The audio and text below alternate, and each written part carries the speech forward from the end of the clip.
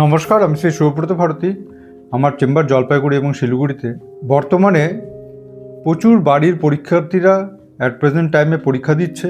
এই সময়টাতে তাদের কেমন রেজাল্ট হবে এই নিয়ে অনেকেই আমাকে কোশ্চেন করেছেন। তা আমি এই প্রসঙ্গে একটা কথাই বলবো, একজন স্টুডেন্ট সে যেমন পড়াশোনা করেছে, সে যেমন উত্তর দেবে তেমনই তার রেজাল্ট হবে, এটা খুব স্বাভাবিক ব্যাপার। কিন্তু তাছাড়াও এর বাইরেও কিন্তু একটা অ্যাস্ট্রোলজির পার্ট থাকে।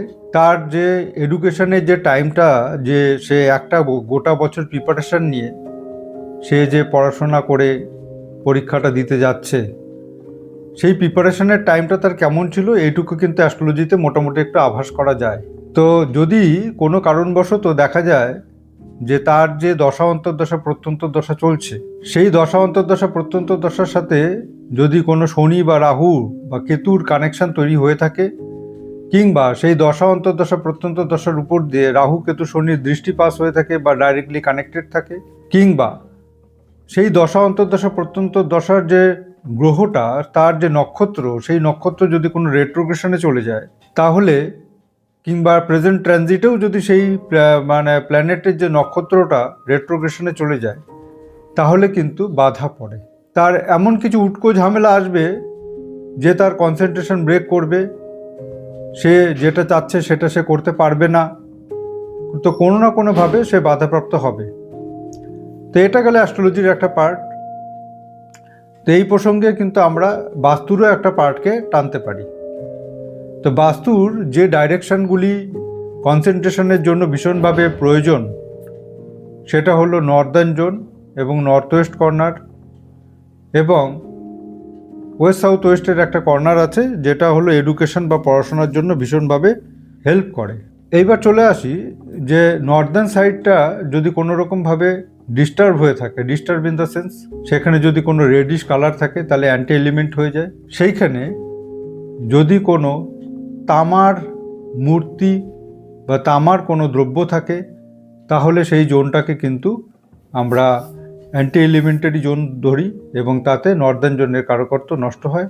নর্দার্ন জোনের কারকত্ব হলো মেন্টাল পিস, কনসেন্ট্রেশন, এবং তার সাথে সাথে নর্থ এবং নর্থ ইস্ট যে জোন, সেটা হচ্ছে বাস্তুদেবতার মাথা, এবং সমস্ত রকম থিঙ্কিং এবং সেই থিঙ্কিংগুলিকে মেটেরিয়ালাইজ করা, সেই থিঙ্কিংগুলিকে বাস্তবায়িত করা ইত্যাদি সমস্ত কিছু কিন্তু নর্থ বা নর্থ ইস্ট কর্নারের ফাংশন। কোনো রকমভাবে যদি নর্থ বা নর্থ ইস্ট সাইড কিংবা নর্থ ওয়েস্ট জোনটা, সেটাও কিন্তু চন্দ্রের জোন, অর্থাৎ সেই জোনটাকে চন্দ্র দ্বারা কন্ট্রোল হয়। তাই কোনো না কোনোভাবে এই তিনটে সাইড, নর্থ ওয়েস্ট, নর্থ এবং নর্থ ইস্ট, তিনটে সাইডে যদি কোনো অ্যান্টি এলিমেন্ট থাকে, সেখানে যদি কালার এলিমেন্ট নেগেটিভ হয়ে থাকে, আমি বলে দিচ্ছি, নর্থ বা নর্থ ইস্টের যে কালার আছে সেটা ব্লু কালার, তার অ্যান্টি কালার হয়ে গেল হলুদ কালার এবং লাল কালার, সেটা যেন না থাকে। সেই জোনে যদি কোনো টয়লেট থাকে, সেই জোনে যদি কোনো সেফটি ট্যাঙ্ক থাকে, সেই জোনে যদি কোনো কাটিং থাকে, ওভার এক্সটেন্ডেড থাকে, তাহলে কিন্তু কনসেন্ট্রেশন ব্রেক বা ফ্যামিলিতে যে কাজই আপনারা করতে যাবেন না কেন সেই কাজে বাধাপ্রাপ্ত হওয়া, আফটার অল মেন্টালি এবং সাইকোলজিক্যালি ভীষণভাবে এফেক্ট আসা।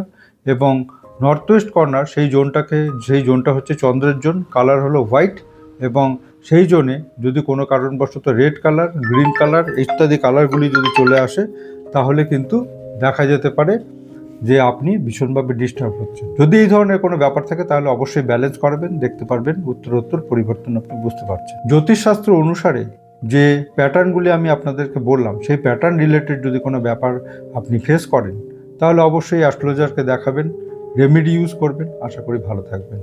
জন্মকুণ্ডলী বানাই, আমি বাস্তুর বিচার করি, হস্তরেখা বিচার করি, নিউমেরোলজি করি, ট্যারোটও করি।